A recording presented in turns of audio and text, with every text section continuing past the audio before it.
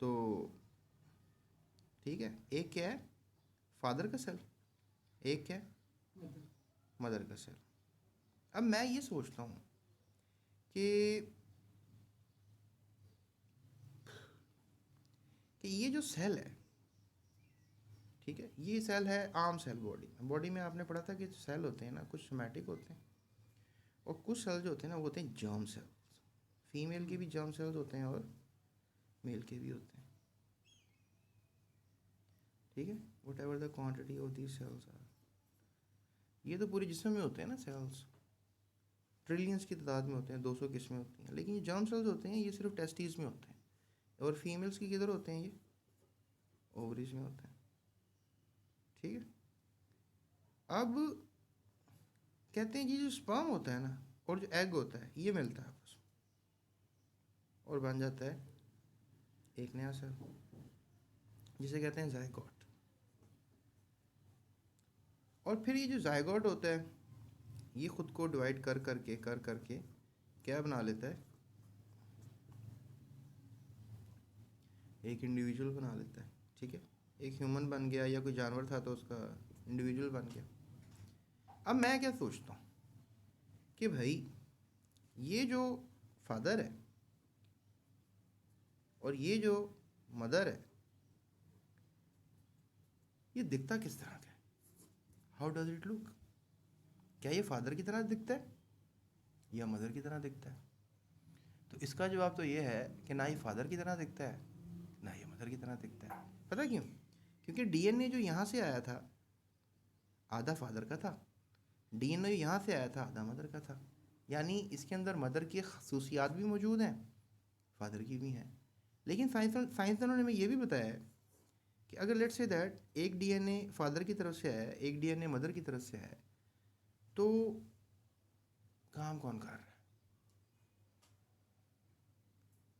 मतलब दोनों नहीं करेंगे काम, दोनों में से एक करेंगे, या हो सकता है 50-50 हो जाए, थोड़ा सा इधर से डीएनए काम करे थोड़ा सा उधर से डीएनए काम करे और वो फिर उस तरह का दिखे, उस तरह की हरकत हों, उस तरह की इंटेलिजेंस हो, उस तरह के उसके मामलात हों। तो मैं ये सोचता हूँ कि अब फादर का चलो सपोज ही करना है मदर का डोमिनेंट है या फादर का डीएनए डोमिनेंट है, तो उस तरह का ये नज़र आ रहा है, हम सपोज कर लेते हैं फादर का डीएनए डोमिनेंट है और इसकी ज़्यादा खसूसियात जो शो हो रही हैं वो फादर की तरह है, लेकिन इसमें मदर की खसूसियात भी मौजूद हैं, लेकिन मज़े की चीज़ है अभी वो शो नहीं हो रही। हो सकता है इसके बच्चे पैदा हों, जब इसका डीएनए आगे जाए और डोमिनेंट हो तो उसकी माँ वाला डीएनए आगे चला जाए। गेम समझ में आई? अच्छा, मेरी थ्योरी क्या है? मेरी थ्योरी ये है कि जब हम ज़िंदा होते हैं, जिस तरह ये ज़िंदा है या ये ज़िंदा थे, तो हमारे अंदर ना कुछ तब्दीलियाँ रोनमा हो रही होती हैं, डीएनए चेंज हो रहा होता है। अब तुम कहोगे सर ये कैसे हो सकता है, हम क्या इंसान से बिल्ली बन जाएंगे क्या, हमारा डीएनए चेंज हो रहा है तो ऐसा हो जाता है? तो इतनी बड़ी तब्दीलियाँ तो नहीं होती, तब्दीलियाँ बहुत थोड़ी होती हैं, वेरी लेस। जैसे आप कह लो कि कोई जो जनरेशन है वो स्ट्रेस में है, जनरेशन बाय जनरेशन, यानी वो प्रॉब्लम्स को हल करते हैं, उस तरह की कम्युनिटी में लोग रह रहे हैं। अब वो फादर था, ठीक है, तो वो बड़ी प्रॉब्लम्स को हल करता था, उसका जो बच्चा पैदा हुआ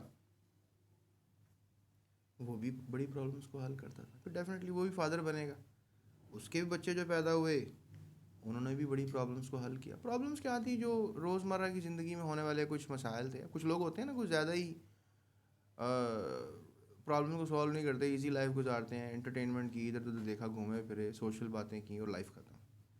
लेकिन कुछ लोग होते हैं वो अपने 24 घंटे में से प्रॉब्लम्स को सॉल्व करते हैं, क्रिटिकल थिंकिंग करते हैं, सोचते रहते हैं और फिर एक बड़े अच्छे नतीजे के साथ भी बाहर आते हैं।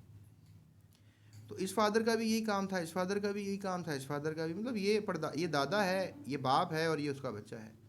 और फिर अगर कहें कि एक और उनका बच्चा पैदा हुआ तो फिर ये कह लें कि अब ये परदादा हो गया, ये दादा हो गया, ये बाप हो गया, ये बच्चा हो गया, उनके फिर आगे और बच्चे आ गए, इस तरह जनरेशन दर जनरेशन गेम ऑन है।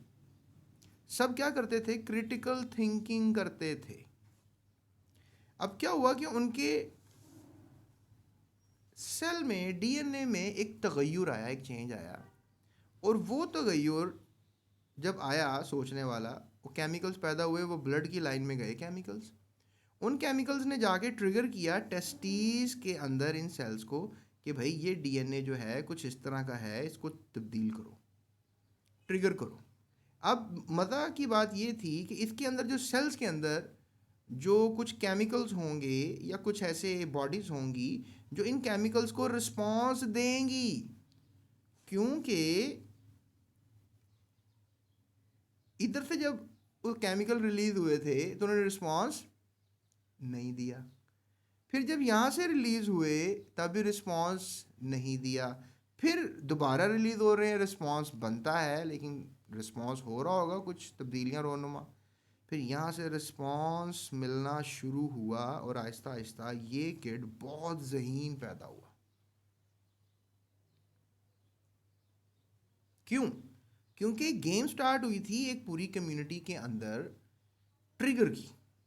हुआ क्या था? हुआ ये था कि केमिकल पैदा होते गए जनरेशन दर जनरेशन, और उन्होंने जाकर इसको भी स्टिमुलेट कर दिया सेल्स को, और उसका डीएनए के अंदर म्यूटेशन कर दी, चेंज कर दिया, और हम अपनी कम्युनिटी के हिसाब से तब्दील हुए।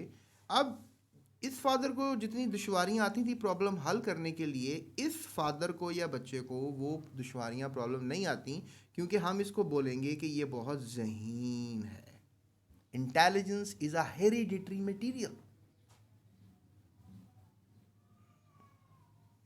तो मैं ये सोचता हूँ कि ये जो म्यूटेशंस होती हैं, तब्दीलियाँ आती हैं, ये आती हैं सेल्स के रिस्पॉन्स की वजह से कुछ केमिकल्स प्रोड्यूस करने के लिए, और वो केमिकल जो प्रोड्यूस होते हैं वो केमिकल्स आगे जाकर हमारे जो टेस्टिस के केमिकल्स को ट्रिगर करते हैं, उनको बताते हैं कि ये आगे से मैसेज आया है, लेकिन ये उसको रिस्पॉन्स नहीं देते।